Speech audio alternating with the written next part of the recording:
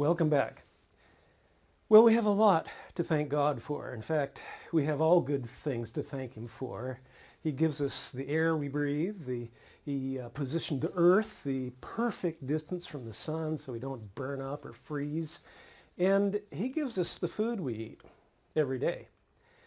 Now, God could have chosen to deliver our food to the front door Himself, but He decided to use various other means to provide for us, including human beings. Farmers care for God's creation that we call cows, and those cows produce milk we drink. Bakers turn God's creation that we call wheat into bread. And God provides for our well-being in a multitude of ways through people. Truck drivers haul that milk and bread to stores, where clerks facilitate the exchange between those who have turned God's stuff into table-ready delights and those who want to eat them. The people who work to provide food for us, whether it's the farmers who cultivate it or the manufacturers of the harvesting machines or the pickers in the field, or the truck drivers who get the vegetables to market, or the store owners who lay it out for us to purchase, whether they realize it or not, these people are engaging in God's first commission of Genesis to govern over or rule over the material world and all that it contains. Now, some people do this with a conscious awareness that they're co-working with God, fulfilling that first commission to govern over the material world, like George Washington Carver did. And this gives life meaning beyond just getting the goods to market or earning the paycheck. But most people are really oblivious to the process of co-laboring with God. The great opportunity we have as Christian educators, whether we're educating in the school or the church or as parents in the home, our great opportunity is that we can talk freely and openly about the cooperative role between God and human beings. And we can help our students, or whoever's listening, to be intentional about this co-working with God, as intentional as Carver was. And as Christian educators, we can pull back the veil, so to speak, and we can increase our students' sense of meaning in solving math problems or writing short stories or engaging in science experiments. This co-working with God takes a lot of different shapes and sizes and circumstances. How exactly does a second grader co-work with God? Or a sixth grader? Or a sophomore in high school? Or for that matter, how exactly does an administrator do this? Not to mention the teacher. Well, how about the bus drivers and the coaches? That's what I want to talk about in this session. And I want to bring this matter to a very practical level by giving you a tool that you can use to bring meaning not only to your work as a teacher or a pastor or a parent even, but to your students or your children. And this tool is something that is based on a premise I shared way back in session 1 from Bonnie Wurzbacher, namely that we don't find meaning in our work, we bring meaning to our work. Now, remember, when I use the word work, I'm not just talking about something people do for pay or something they do after they get through school. I'm talking about any work that's worth doing, whether it's for pay or not. Any work worth doing is an expenditure of energy, mental or physical, for pay or not, that rightly manages God's stuff and employs God-given abilities to benefit others, or prepares one to do so. Now, students are managing God's stuff every day. And although they are mostly preparing to employ these God-given abilities to benefit others in the future, they can use their God-given abilities and to benefit others right now as well. Now, the tool I'll be sharing with you in this session is called the Daddy Plan. And I'm also going to be sharing a variation of the Daddy Plan that you can use with younger students called the Awesome Activator. I'm going to come at this by first going back to the life and work of George Washington Carver, who I introduced in the first session of this course. Since session 1 was a while back, and since this video is worth watching twice, I'd like you to watch the video about Carver's life once more. George Washington Carver was born at about 1865, the son of slaves. His father was killed in a log hauling accident a few weeks after George was born. While still an infant, he was kidnapped along with his mother and sister by thieves wanting to make some money by selling them to another slave owner. Moses Carver, their current owner, sent someone after them with a good racehorse to buy them back. The kidnappers took the horse and left George lying on the ground, sick with whooping cough. His mother and sister were never heard from again. Carver's relationship with the Lord began early in life. He wrote, "I was just a mere boy when converted, hardly 10 years old. There isn't much of a story to it.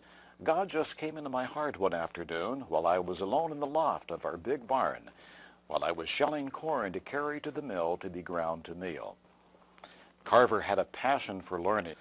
That passion led him to earn a degree in agriculture from Iowa State College as the first African-American student there. In Carver's day, the South was a one-crop economy, cotton. It was the only crop banks would lend money to farmers for planting.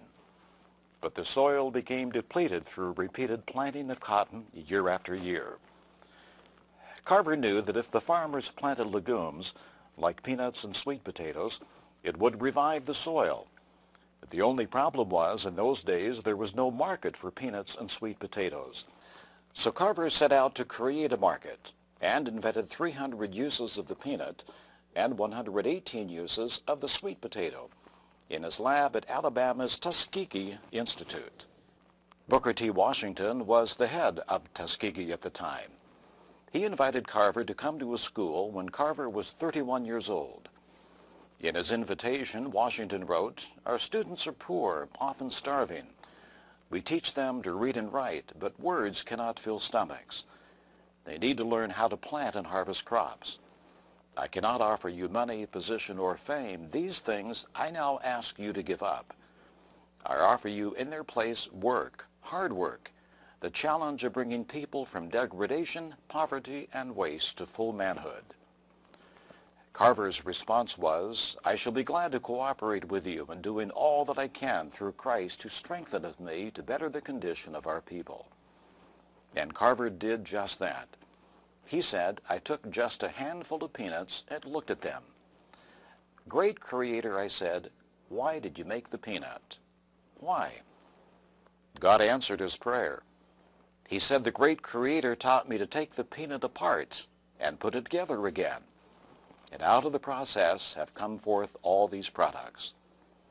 He called his lab God's Little Workshop. Included among the many products from the peanut, the sweet potato, and soybean are instant coffee, chili sauce, mayonnaise, molasses, meat tenderizer, shaving cream, wood stain, printer's ink, adhesives, axle grease, bleach, linoleum, and fuel briquettes. Carver gave God the credit. He said, "No books ever go into my laboratory. I never have to grope for methods. The method is revealed the moment I am inspired to create something new. Without God to draw aside the curtain, I would be helpless." Dr. Carver locked the door to his lab when he was creating things. He said, "Only alone can I draw close enough to God to discover his secrets."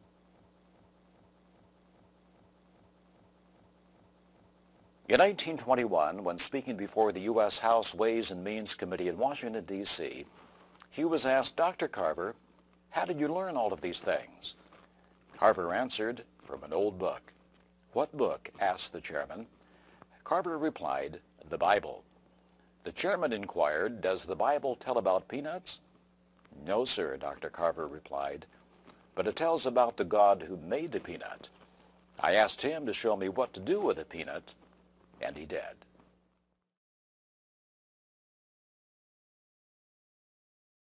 One great thing about Carver is he was fully aware of his role as a co-worker with God. He saw himself as a co-creator with God, and he saw himself as called by God to love his neighbor through botany and chemistry. Now, his work in botany and chemistry was the practical outworking of his faith. Botany, for Carver, had meaning way beyond peanuts and soybeans. It had meaning way beyond chemistry. It had meaning beyond the things he created, beyond the ink and the plastic. There was no sacred secular divide in Carver's mind. Intentionality was a big part of what was going on in Carver's head.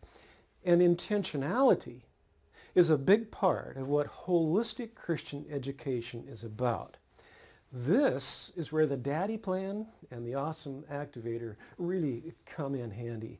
They are tools that help bring the co-laboring of God to a high level of intentionality, so intentional that it's put into print. Now, to get into this tool, I'm going to use what I know about the worldview of Carver to postulate how I think he might have used the tool himself if he were around to fill it out. First of all, let's take a look at the overall layout of the Daddy Plan. It's a simple one-page template. DADDI, D-A-D-I, is an acronym for Discover, Apply, Develop, and Implement. Discover, Apply, Develop, Implement. Now, to get the idea, I'll walk you through the process as I think Carver might have done this, and then I'll use another real-life example to further reinforce the process. And then I'll have you go through the process for yourself, using the Daddy Plan as it applies to your own work. And this will provide the confidence you need in leading others through the process as well.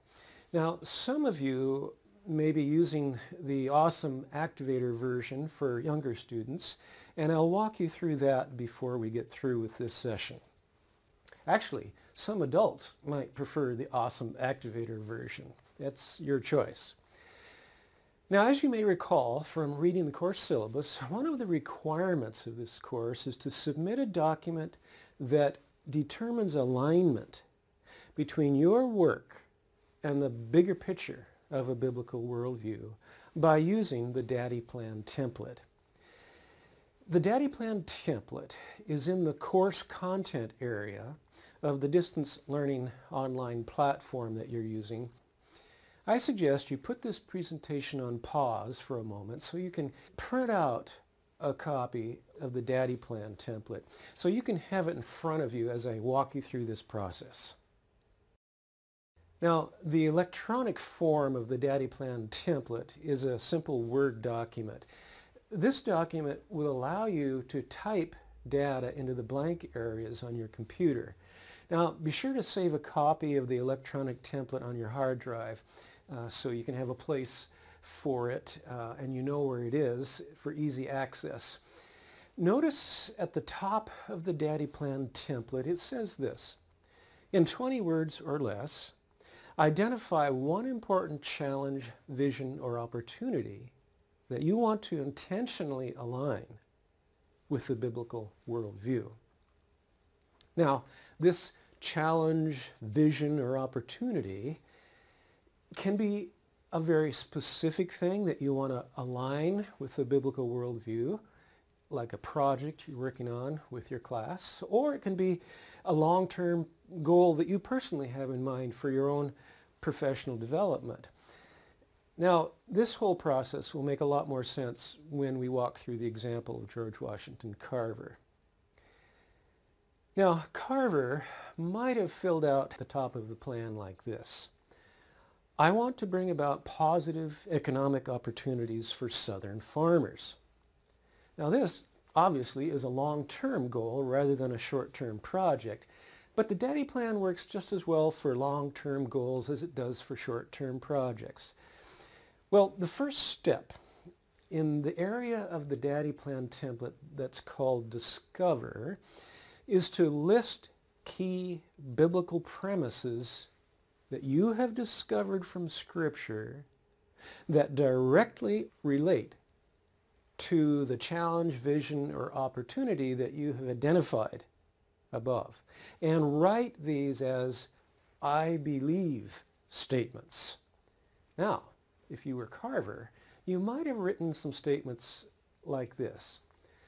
I believe God created plants, and he intends for humans to govern over them.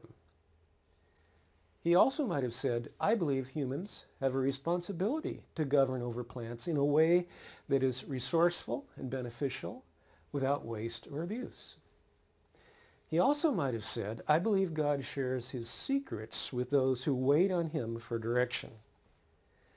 Now, there are a whole lot of other I believe statements that Carver could have put in this area of the Daddy Plan, of course. But I think these three biblical worldview drivers really relate directly to his specific challenge and opportunity of bringing positive economic opportunities for Southern farmers.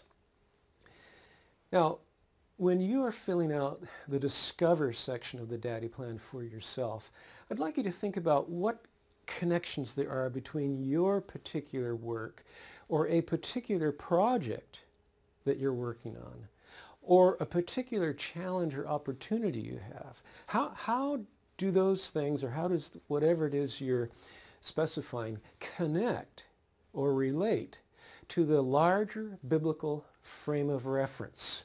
In other words, how does your project or opportunity connect with the bigger picture of God, the bigger picture of creation, or the bigger picture of humanity, or moral order, or purpose? Those are the 5 hooks I want you to hang your thoughts on here. What makes your particular project or task or vision worth doing? What gives it meaning beyond the project itself? What ties it in with God's designs for people or for things in this material world or beyond this world? What really justifies this project? Think about these kinds of questions.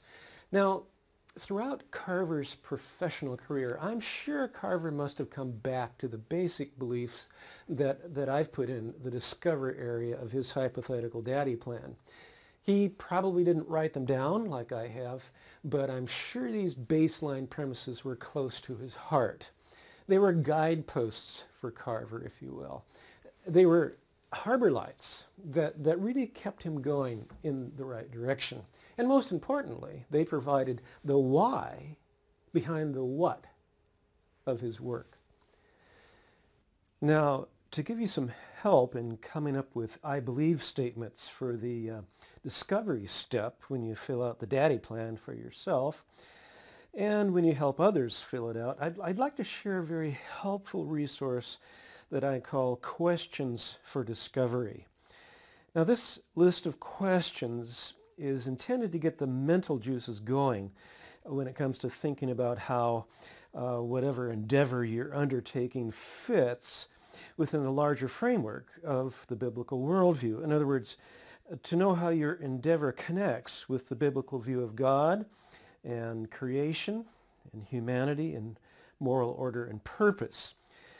I suggest you put this presentation on pause and go to the course content area in the distance learning platform and print out a copy of Questions for Discovery.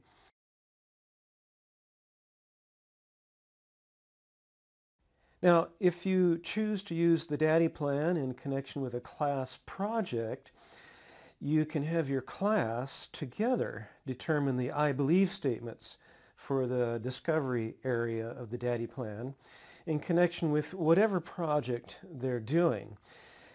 I suggest you determine ahead of time which specific questions would be most appropriate for the particular project your class is doing. And you may have to translate some of these questions for your younger students using simpler vocabulary. Feel free to adjust the wording of any of these questions in ways that are really more developmentally appropriate for the age of your particular students. I suggest that you limit your I believe statements to no more than 4 or 5. Pick the most important, most relevant connections.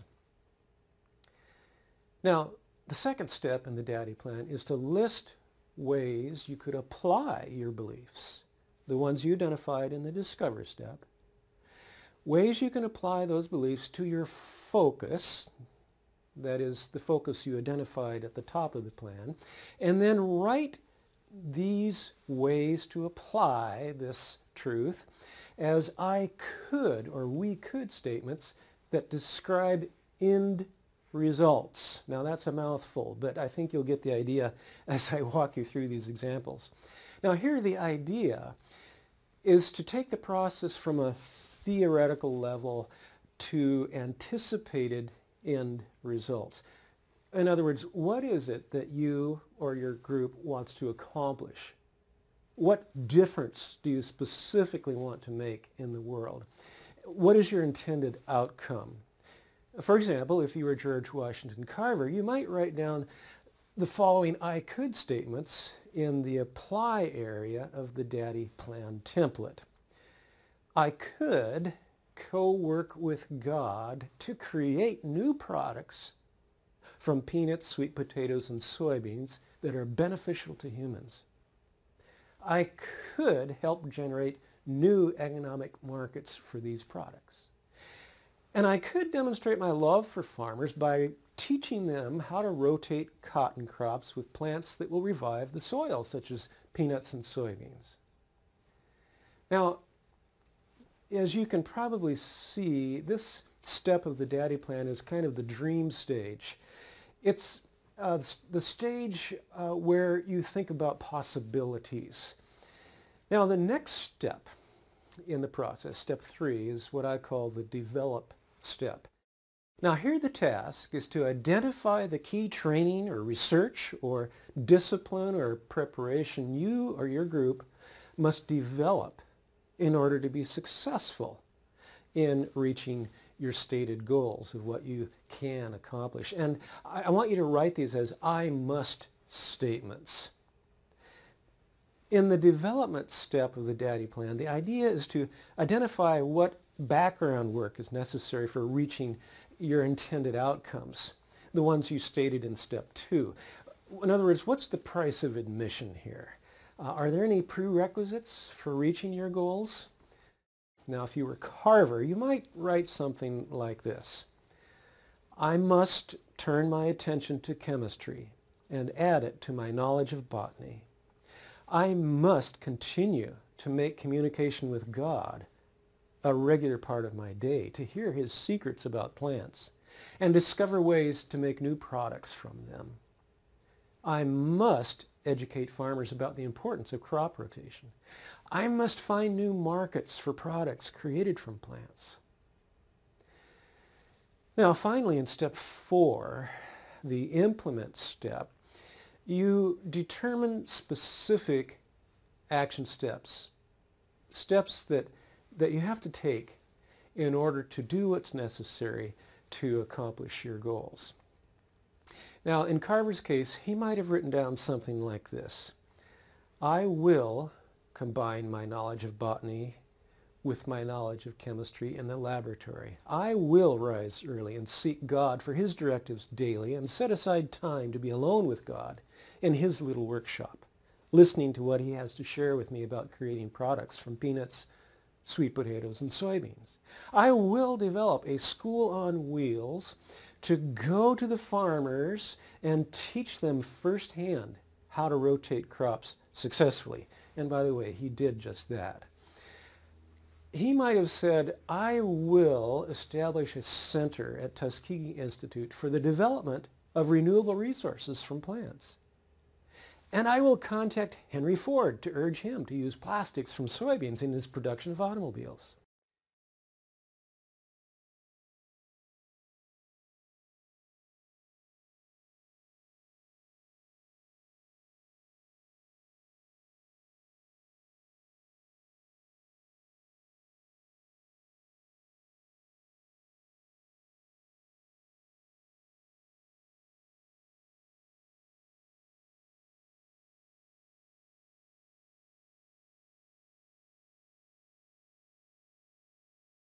Well, of course, I'm speculating a bit here, but it is based on what actually took place in his life.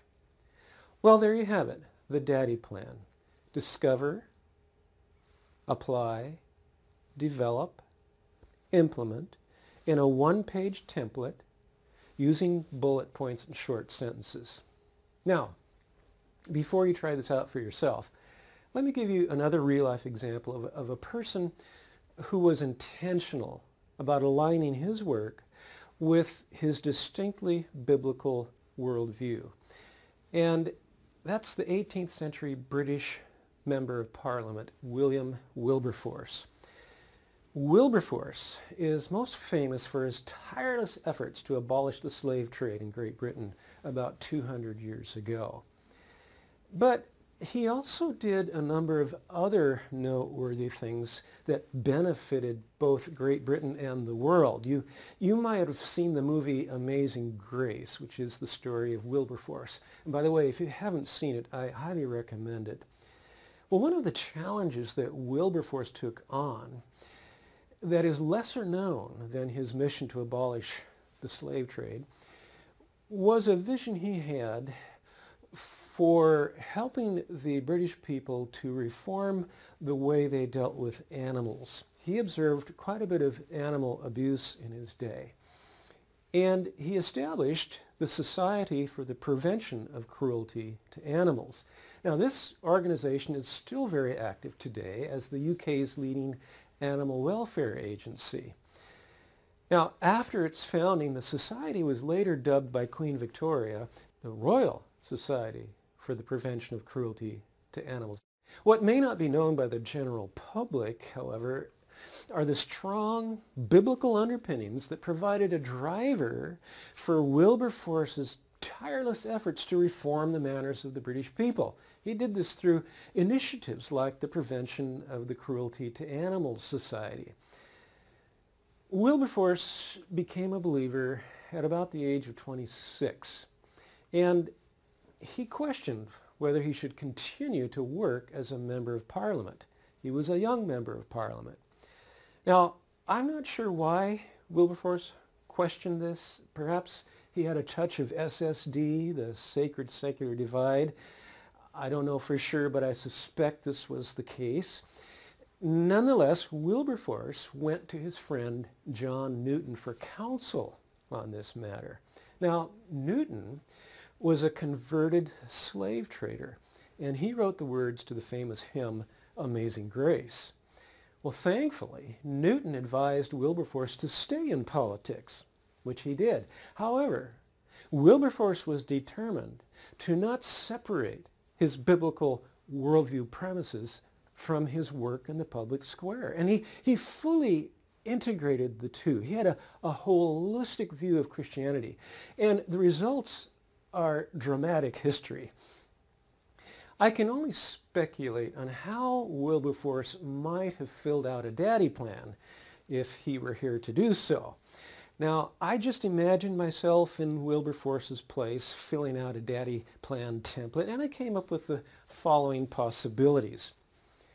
Well, first of all, among all the possible biblical worldview premises that might have provided a rationale and an impetus for Wilberforce's vision to bring about reforms in relation to animal treatment, I think his I believe statements might have appeared something like this. I believe God created animals and commissioned humans to govern over them in a way that reflects our role as image bearers of God. Genesis 1:26-28 says, Then God said, Let us make man in our image according to our likeness, and let him rule over the fish of the sea, over the birds of the sky, and over the cattle, and over all the earth, and over every creeping thing that creeps on the earth. I believe it is pleasing to God for humans to treat animals in kind and healthy ways. Exodus 20:10 says, The seventh day is a Sabbath. You shall not do any work, nor your animals. Proverbs 12:10 says, A righteous man cares for the needs of his animal. And in Deuteronomy 22:4 it says, You shall not see your brother's donkey or his ox fall down along the road and hide yourself from them. You shall surely help him lift them up again. Then in the apply area of the daddy plan, something like the following might have been part of Wilberforce's thinking. Now, these statements provide a bridge between the theological drivers behind his vision, the ones that are mentioned in the discover area, and the practical outworking of that vision in the real world. You might say that this was his dream. I'm speculating, of course, but he might have said this: I could discourage abusive behavior toward animals among all British citizens, and I could encourage positive behavior toward animals through a nationwide initiative along these lines. I could greatly raise the general level of public awareness of the problem of animal cruelty in Great Britain through the work of a society. Now, as for what Wilberforce might have included in the development area of the Daddy Plan, where he would have written the preparation he needed to do in order to succeed, he might have said something like this: I must examine the degree and extent to which cruelty to animals is a problem in Great Britain, and I must facilitate appropriate research in this area and develop fitting responses. He might have said, I must convince the public and my peers in Parliament that this problem needs to be addressed. And he might have said, I must find like-minded individuals to help. Well, as a matter of fact, Wilberforce did have help from two key individuals in this matter. One was a fellow member of Parliament, and the other was a pastor. Now, finally, in the implementation area of the Daddy Plan, Wilberforce might have written something like this: I will appropriate the necessary funding for research and mass communication. I will help sponsor legislation that addresses the issue of animal cruelty, and I will give speeches on this topic. I will work to establish a society called the Society for the Prevention of Cruelty to Animals. Again, there's a bit of speculation on my part, but you get the idea. This is basically how the Daddy Plan works. It can be used by individuals for thinking through how certain projects or challenges intentionally align with the bigger picture of a biblical worldview, or, as I said, it can be used with groups, such as your class, or whatever group you're leading, or your family. Now, how you choose to use it is up to you. As part of this course, you're required to fill out a Daddy Plan for yourself and then email that plan to me. Now, this is your plan, not the plan of your group. Your personal Daddy Plan. That's what you need to do first. Your Daddy Plan should relate in some way to your work. Now, most of you watching are probably teachers and administrators, but I realize some of you may not be classroom teachers or school administrators. I hope this is being watched by pastors and youth workers and by parents as well. But whether you're a school teacher or a pastor or a parent, there are areas of your life that you can bring intentionality to bear, especially when it comes to bringing meaning, a higher level of meaning to your work, by aligning it with the bigger picture of a biblical world and life view. Now, you're also required to teach someone else or to teach a group how to use this tool, or how to use a modified version of the tool called the Awesome Activator, which I'll explain in a moment. Now, the group that you instruct can be your class if you're a teacher, or if you're an administrator, it can be your staff, or if you're a pastor, if you're a youth pastor, it could be your youth group, or if you're a father or mother, it can be your own family. You pick. It has to be something that is relevant to you and your mission to affect the thinking of the next generation. Now, if you're a teacher of very young students, say preschool through grade 4 or 5, the Daddy Plan template that I just went through with you and the one that you're going to use for yourself, it really isn't age appropriate for that young of a student. The Daddy Plan can work well for grade 6 and above, say age 12 or 13 and above. But if you're working with younger students or younger kids, I suggest you use the Awesome Activator format, which I'll share with you in a few minutes. Actually, the Awesome Activator format also works well with older students, even adults. So after I go through this, if you really prefer to use the Awesome Activator format, that's fine for others. But for yourself, I do want you to use the Daddy Plan format. And when you teach others how to walk through this intentional process, when you're finished, I want you to send me a 1 to 2 page report on how it went. Just give me some feedback, help me to understand if it was well received and some of the outcomes maybe, or just your impression about how it worked with the group that you're working with. And email that report to me at the same email address I gave before, overman@biblicalworldview.com. Now here's the format for the Awesome Activator. This format is more like a mind map approach, and you'll see what I mean by that as we go along. The basic steps are the same as with the Daddy Plan format that I just went through with you using Carver and Wilberforce as an example, but the layout is slightly different. It's a 2-page format. The first page looks like this.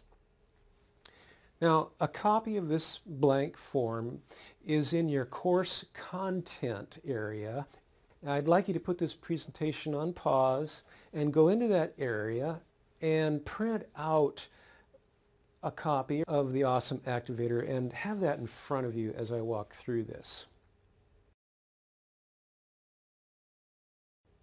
Now at the top of the page, the instructions say this: think of an activity, a project, a task, a job, or an idea. You want to connect with the bigger picture of a biblical worldview and write this activity inside the bubble shown in the center of the box below. This activity may be as simple as mowing the lawn or washing the dishes, or as big as writing a book or creating a computer software program. Now, to give you an idea of the versatility of this tool and to provide a non-academic example, I'm going to walk you through the Awesome Activator using the common task of washing dishes as a focus. And we're going to put that in the center of the biblical worldview framework. So let's put washing dishes in the circle that's in the middle of the box at the bottom half of the page, like this. Now step 2 in the process reads as follows.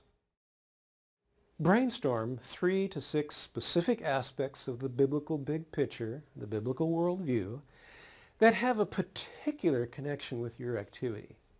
Pick connections that interest you and write your connections in bubbles around your activity. Now this is where the mind mapping comes in. It's a brainstorming kind of approach with no particular kind of order or priority. Please take a look at the Questions for Discovery document. I'd like you to go through the list of questions and put a small check mark next to any questions that in your mind have a connection with washing dishes. Now these are not far off connections, but really rather direct connections with the task of washing dishes. Go ahead and put this presentation on pause and do this now.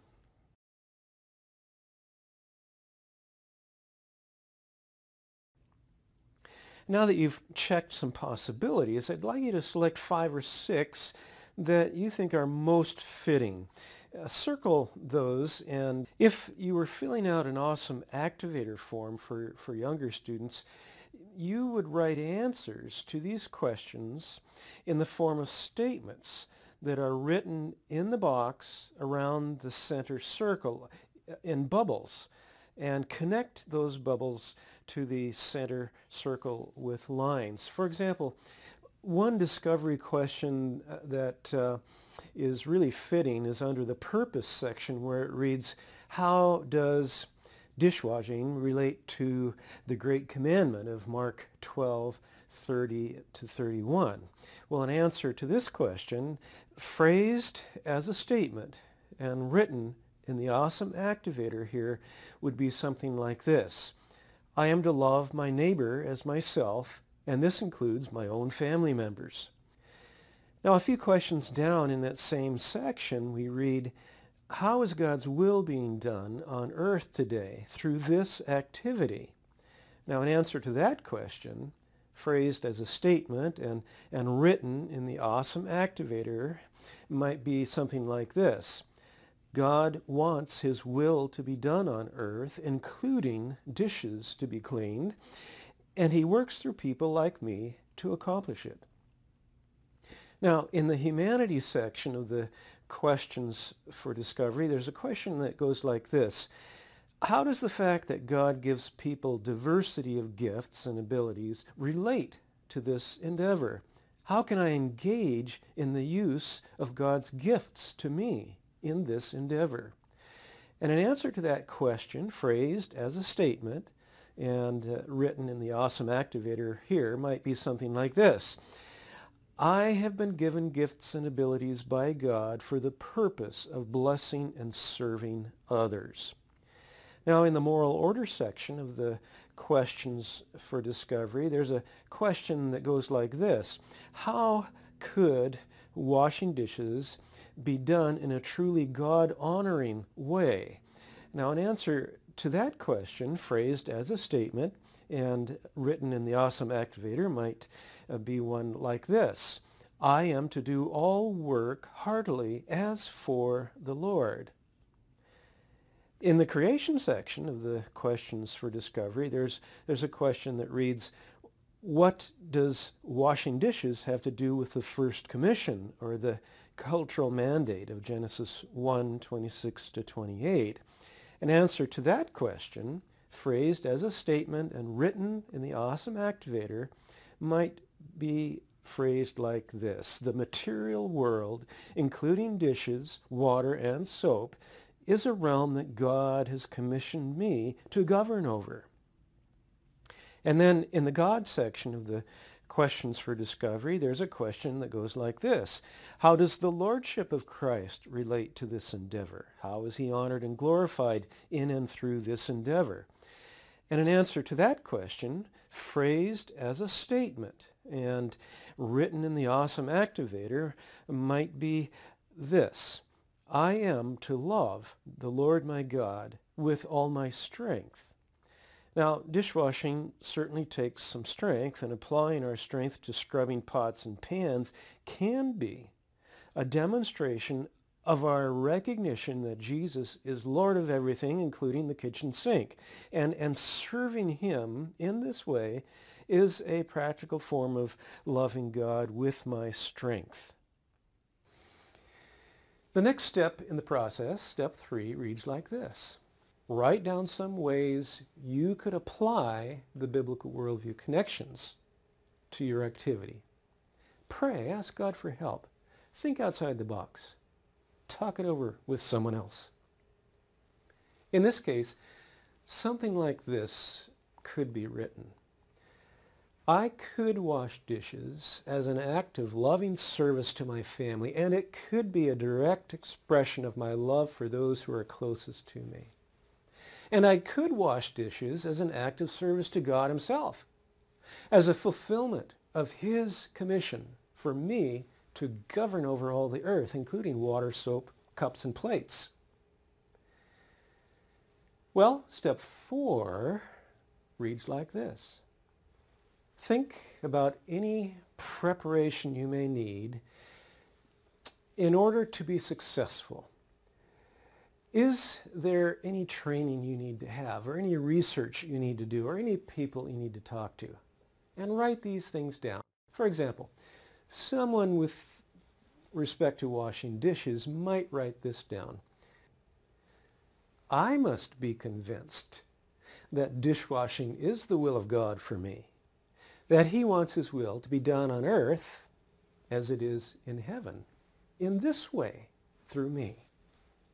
I must be conscious of the fact that when I'm washing dishes, I am doing work that the Lord wants done. I must keep in mind that I am washing the dishes as though he were going to eat on them. And I must fully realize that I'm loving and serving God and others through washing dishes. Now you might notice that these necessary steps were very personal, and sometimes that's the way it is. Now in the final step, step 5, you write specific action steps that you will take in order to turn your activity into something with awesome meaning. Now someone might write, I will put a little sign near my sink that reads, "Here I directly serve God and love others and fulfill my role of governing over the material world." Or they might write this, I will use my dishwashing time as a time of practical discipleship, putting my faith into action in a very real and practical way. Or this, I will wash dishes regularly and consistently as unto the Lord in a timely and organized fashion. Well, you get the idea. That's your action plan. Now, to conclude this session, I'd like to leave you with an example of a present-day follower of Christ who learned to take a holistic approach to his faith and his work. His name is not a household word like Carver's, but one of his inventions is a household word. He invented the laser printer, and his name is Gary Starkweather. Now, Gary Starkweather worked for Hewlett-Packard when he invented the laser printer, and he later worked as a developer of new technologies for Microsoft at the Microsoft headquarters near Seattle, not far from my home. My wife Kathy and I got to know Gary and his wife Joyce when we attended the same church for several years, and during which time Gary taught a Sunday school class to adults that Kathy and I attended. Well, like George Washington Carver, Gary had a love for Scripture, and he loved to teach it. Now, realizing that Gary had a well-developed biblical worldview, one day I asked him if I could do a video interview of him at Microsoft, where he worked. And he agreed. Well, I'll never forget this experience. We met on a Saturday morning while everyone else was gone, and entering the area where Gary worked was kind of like coming onto the set of the Bride of Frankenstein film. The only thing missing was Igor and the arcing electricity, and the rest was there. Well, there was a large whiteboard full of mathematical scribbling in the room, and it provided a very nice backdrop. So I asked Gary to sit in front of it while I did the interview. He did not know exactly what I was going to ask him. As you watch this interview, listen. Listen for how Gary made intentional connections between his everyday work and the bigger picture of a biblical worldview. Listen for how he discovered, applied, developed, and implemented the biblical view of God, creation, humanity, moral order, and purpose with respect to his work with technology. Listen for biblical worldview premises that drive his workplace values and behavior. Now, before you watch the video, let me explain that during part of this video, you're going to see a computer screen that Gary invented. It's called the D# screen. And as you see the screen, it appears to be undulating. Well, in fact, the real screen didn't undulate at all. It's an illusion caused by the slow frame speed of the video camera I was using. Well, let's watch the interview. And since he made us in his image, I believe that to a great extent the creativity we possess is because the Creator put it there. God put things in us to tool developers and creative individuals, and I think it has to please him when he sees us use those faculties to make something completely new. What do I add as a human being? What does God's image in me generate that is representative of him? And I think that can be done in any skill. And therefore, I think when we use these skills, it can't help but give him pleasure, and hence we feel that pleasure in us. You're using what I built in you. You're unique. There's something special about each one of us that we ought to try and cultivate and ask God, what is this unique part of me that I ought to really make work for you? And when we do that, it has to, I think, improve our relationship, because he's seeing in us respond to what he built in us. And therefore, my perception is I should compete in the open market, because that's the best test of my faith. If my faith is really what I say it is, then it should be able to excel in fields that those who don't have that faith play in. And I think as Christians, we need to take our gifts and put them forth in a world which sees excellence from us. You can be a Christian pilot, you can be a Christian garbage collector, you can do any of those sorts of things, because it's the salt and light you carry with you that's the point, not what you do. Okay? And therefore, the real credit doesn't go to me. It goes to him who created me. It's very hard for the water pot to say, look how well I pour, and not give credit to the potter. Many times if I'm having trouble with an idea, trying to understand something, I'll ask God, can you help me with this? I'm trying to understand. And it's not like he cheats for you. It's like when you encourage a child to learn something, you want to bring it out of them. You want them to discover it, but you guide them. And so I kind of feel I ask God to guide me, help me discover what's there. And sometimes some of the greatest ideas are the simplest. Probably the best one in my life was when I was trying to create the laser printer. And has a little spinning mirror in it, and it had to be extremely precise.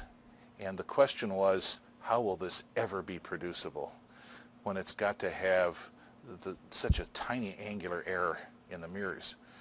And I sat down and thought about that and went back to first principles in optics, since I was an optics guy, and looked at something and then said, well, that's interesting. That would work if it was that way. Then it dawned on me this was something called a cylinder lens.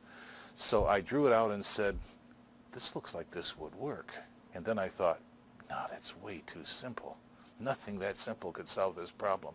Well, it solved the problem. It cracked the rock, okay? And it was the closest to having a eureka moment I've ever had in my life. One of the questions I raised to people is, would you rather have a desk which is 18 inches square, or would you rather have a display that's 30 by 40 inches, like your desk? Well, the answer, of course, is, well, of course I would like a bigger display. So I set about to create one, and people immediately look at it and say, oh, that's wonderful, but on its own they wouldn't necessarily have conceived of it. So I see my role as taking an idea and turning it into a handleable reality so that they can begin to appreciate what we might do, and that's what this is. This is a large widescreen display that wraps around you. Let me bring up something that might be interesting here. So here, for example, is an Excel spreadsheet. Let's put some numbers on here, but what you will want to see when I do this is I can now stretch this spreadsheet over the whole screen. So now I have the ability to put large pieces of information up here, or if I don't want that, then I can put it over here. And something else I can do, which we'll find interesting, is we will put up a picture. So let's take, this is a particularly nice one here.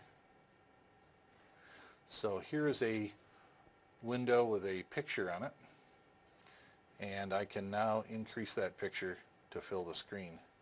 So you can now use it for putting large photos on. And what we have found is, from our tests, that we're seeing significant improvements in people's ability to get work done. And therefore, it becomes a more pleasant environment, and one in which people accomplish more with less effort. And therefore, it's a more pleasant experience to work on. My logic was, well, of course, God built us with peripheral vision. Why would he not want us to use it? So this is an attempt to engage what I've already been designed with. While Einstein wasn't a Christian, he said something very profound once. He said, "Science is the game we play with God to find out what his rules are." And to me, this is the sort of thing I feel here. And I see how the great precision with which the universe is assembled. Some of the things had to be accurate within 15 decimal places in order for the world to work the way it does. By chance? Oh, come on. So often if I write papers, and I've done this a lot recently, I'll tell them, for example, when we're doing a display, that the human being was designed with this capability, and see if they catch it. Rather than the human being evolved to have peripheral vision. The human being was designed with color and peripheral vision capabilities. And I know some of them look at it a little bit and they don't know whether to ask a question or not, but that's what I put it in there for. Read it. Hopefully you caught many connections between the biblical worldview that Gary holds and his work with technology. Here's just a few. He said, since he made us in his image, the creativity we possess is there because the Creator put it there. He said God put things in us as tool developers and creative individuals, and it pleases him when he sees us use those faculties to make something completely new.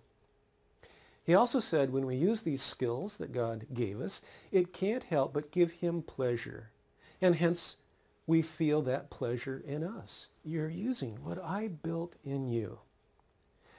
Well, somewhere along the way, Gary was able to bring extraordinary meaning to his work.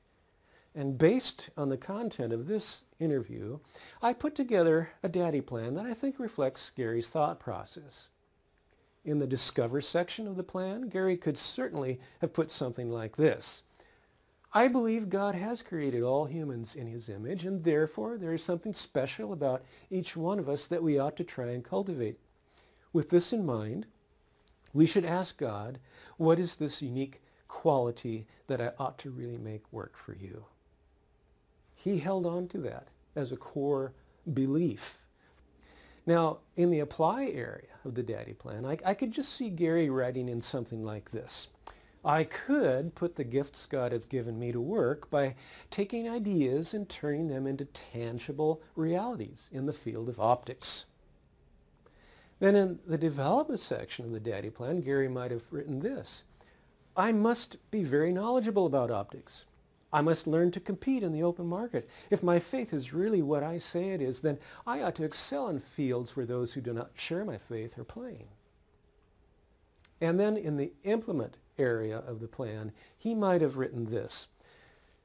I will devote myself to co-working with God to create new products related to optics that will benefit the human race in the 21st century. Now, in conclusion, let me say that the key to bringing meaning to education, whether it's meaning for the student or the teacher or the administrator or the pastor or the parent, is to make intentional connections with something very grand. The great thing about Christian education is we don't have to go far to find the grand. The challenge, however, lies in being intentional about making connections with the grand and talking openly about those connections in the context of everyday life, everyday work, everyday school. Now, how can we systematically think through the possibilities? How can we be highly intentional about instruction that brings the bigger picture to bear? Well, that's what I'm talking about here.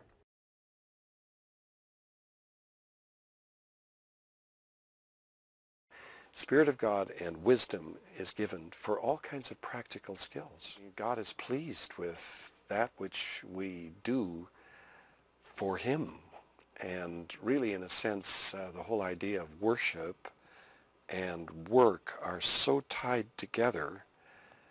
The same Hebrew word is translated both work and worship. Avodah, avodah. In a tremendous act of condescension, God has invited his creature to enter into his work. And so we're doing his work when we make electronic widgets. It's just wonderful to be grasped by this thought that the work of the Lord, or if you're Scottish, you say the work of the Lord, is not just, although it includes Bible teaching and evangelism. Very important. But it also includes all this fabrication and creation and beautifying and organizing, making things run and maintaining and chores. And we're actually doing his work. You know, I had a beauty salon worker once in one of my everyday life courses, and we all introduced ourselves in the beginning, and somebody said, I'm a doctor, and somebody was a teacher, and somebody's a pastor, and she said, I'm just a hairdresser. At the end of the course, she said, wow, I'm a hairdresser. I make people beautiful,